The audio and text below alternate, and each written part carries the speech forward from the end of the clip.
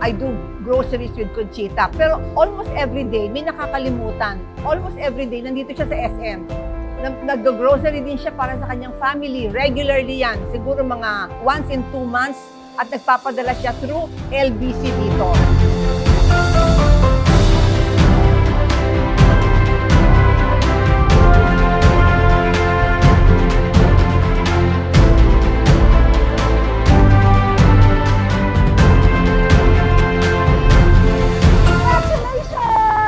Madam Conchita, para sa iyo po talaga to.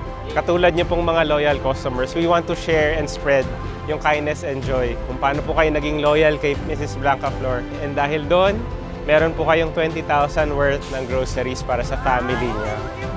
Congrats po! Thank you!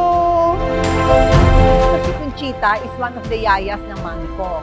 Okay, when she passed away, Conchita stayed on with us. Sa totoo lang, hindi naman talaga ito para sa akin eh.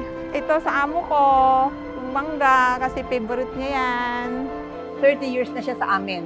She has taken care of my husband and me, tapos pati mga anak ko, tapos pati apo ko, she was also taking care of my apo. Kaya talagang, she's really a treasure for us.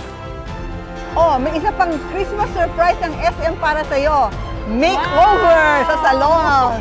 Just like in any relationship, di ba? Kailangan talaga may give and take. So, hindi naman ako perfect, hindi rin siya perfect, pero nagbibigayan kami. Wow, talaga chika, oh, tingnan mo. Kailangan, no, you should treat her as a family. Wow, ang dami. Cake, favorite mo, Chita. Chita has been with us for over 30 years, and she's been very loyal to my parents. Chita, congratulations! Gusto kong magpasalamat sa loyalty sa pamilya namin, sa pagmamahal niyo sa pamilya namin. Eh, Chita, wala na rin ako makikitang pagkakatiwalaan gaya mo. Kaya, salamat. Alam ko na marami akong mga pagkulang sa'yo. Pinagpapasensyahan ko pa rin ako. Wala na po ako masasabi sa'yo, kundi salamat.